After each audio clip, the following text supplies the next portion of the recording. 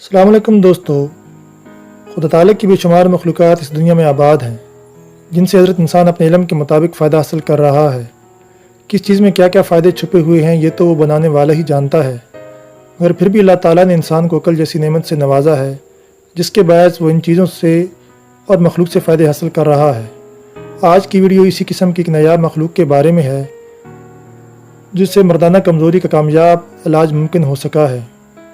دوستو، میں ہوں آپ کا ہوسٹ حکیم ممتاز مغل، آپ کو اپنے یوٹیوب چینل مغل کیئر میں خوش آمدید کہتا ہوں۔ آگے بڑھنے سے پہلے میرے چینل کو سبسکرائب کیجیے اور ساتھ لگے گھنٹی کے بٹن کو دبائیے تاکہ میری ہر آنے والی نئی ویڈیو آپ تک فوراً پہنچے۔ دوستو، آپ میں سے بہت کم ایسے ہوں گے جنہوں نے ریگ ماہی کے متعلق سنا ہوگا، اگر سنا بھی ہے تو شاید کبھی اسے دیکھا نہ ہو۔ یہ ریت میں پائے جانے والی ایک مچھلی ہے جسے فارسی میں ریگ ماہی کہتے ہیں۔ بڑی انگلی کے برابر سائز کی ہوتی ہے اور اس کا رنگ زرد ہوتا ہے۔ ریگستانوں میں آرام سے مل جاتی ہے۔ سب سے بہترین سعودی عرب میں تبوک کے مقام کی سمجھی جاتی ہے۔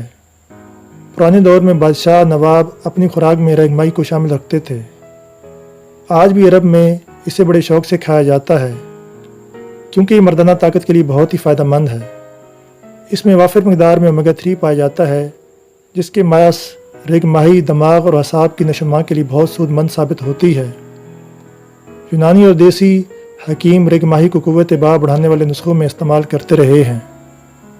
معجون ریگ ماہی اس کا بہت ہی مشہور مرکب ہے جو ہر پنسار سٹور سے مل جاتا ہے۔